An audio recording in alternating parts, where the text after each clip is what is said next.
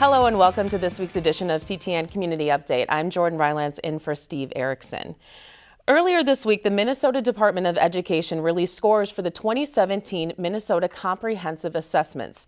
Statewide scores showed little change from last year, but Anoka-Hennepin schools scored above average in nearly every category.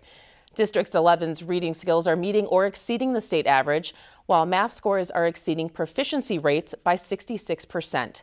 This is the fourth consecutive year the district is showing growth in reading, with scores up nearly 5% in the last 5 years, showing improvement within every demographic in the Anoka-Hennepin School District. If you're a student of color, or if you're a student who lives in poverty, or if you're a non-English speaking student, or a student who receives special education services and attend our district, you're more likely to be proficient than the state average would predict. That's great. Well, I'm very proud of that for our school system. Superintendent Law says the Anoka-Hennepin School District is outperforming the state in almost every grade level and measured group.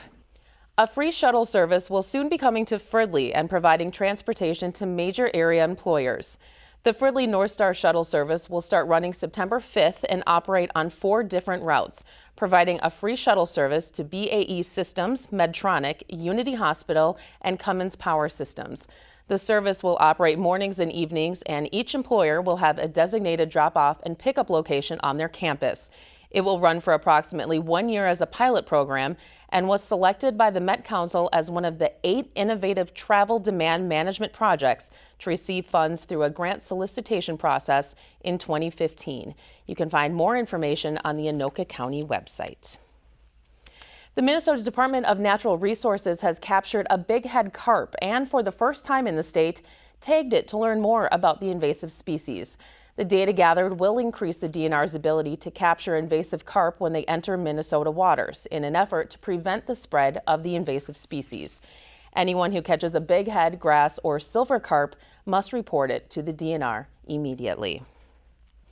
Spring Lake Park may soon be home to a 76,000 square foot grocery store. The Spring Lake Park Planning Commission approved a preliminary plat for a Hy-Vee on the northwest corner of 81st Avenue Northeast and Central Avenue along Highway 65. City-owned Central Park Liquor sits on a portion of the site.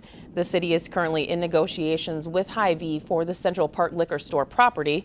If that sale goes through, the city would exit municipal liquor.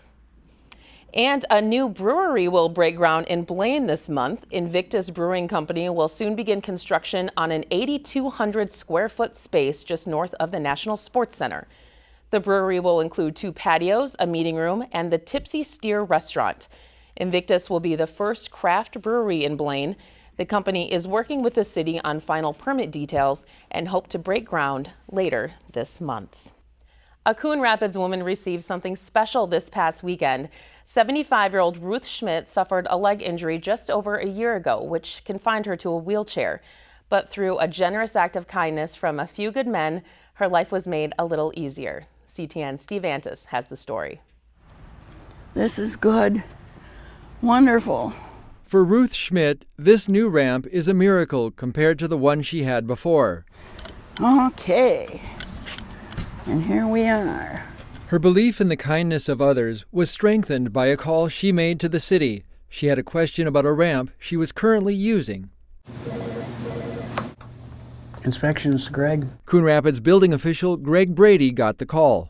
What shocked me was it was literally a 4-foot by 8-foot piece of plywood sitting on top of the stairs and then going down into the grass. Brady had seen cases like Ruth's before, and as a member of the 10,000 Lakes chapter of the International Code Council, he knew there was something they could do. I get a phone call back that these building supervisors, oh, we can put one up for you on the weekend for you, for nothing.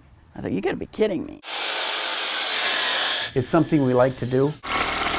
After weeks of planning, 6 members of the 10,000 Lakes chapter spent 8 hours on a Saturday to build this ramp. Chapter President Mike Palm says the group donates their time and materials about once a year for the benefit of people like Ruth. It's great to see a smile on somebody's face when they can do the things that normal people can do, and now they feel like they're normal too. Building that ramp makes it so much easier for her to stay in a daily routine and get out of the house that you just can't put a price on it. Now it's less work for Ruth to get in and out of the house, and for that, she's grateful. They did a wonderful job, and I'm glad they did it.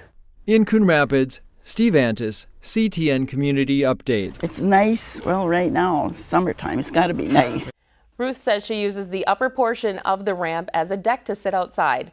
The 10,000 Lakes chapter is committed to building one ramp per year by finding someone in need.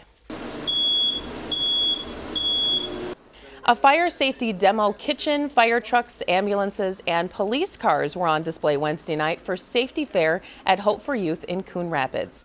The Hope for Youth Safety Fair aims to educate residents on how to stay safe in the event of an emergency while addressing youth homelessness. This is just another opportunity for partnership for the wider community to see how important it is to work together to end homelessness among youth. Churches, civic organizations, and police department, we can all play a role to make a difference when we work together. Emergency services teamed up with local churches and organizations for the event. Bike riders hit the trails last weekend for a family-friendly Bikes for Kids event. The Legacy Ride took place August 5th at Elm Creek Park Trails in Champlin. Riders enjoyed breakfast before their choice of a 25, 15, or 5-mile bike ride. Bikes for Kids was created 6 years ago in Ham Lake and works with individuals, bike shops, and other organizations, accepting donated bikes, which they refurbish and donate to someone who might not otherwise be able to afford one. Bikes for Kids started out in 2011. This year, we brought in, or last year, we brought in about 2,200 bikes. And then we work with about 85 different agencies throughout the Twin Cities area to provide bikes for kids and people in need. So far in 2017, Bikes for Kids has repaired and given away nearly 500 bikes to those in need. And that wraps up this week's Community Update. Thanks for joining us. We'll see you back here next week.